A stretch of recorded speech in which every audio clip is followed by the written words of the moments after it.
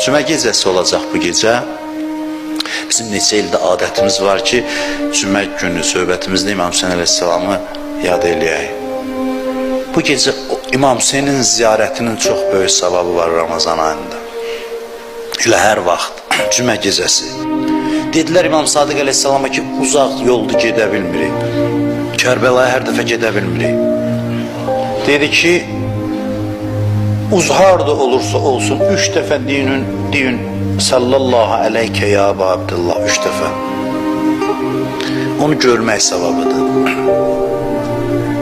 Ramazan ayı bəli rəhmətdir, amma oruc da tuturuq.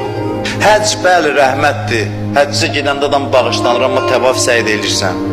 Burada hiss eləmirsən. Burada otursan, burada hər şey İmam Hüseyin eləyib. Burada desə, Əssalamu aleykə ya Əbu Abdullah və salam. Bundan görün böyük rəhmət var.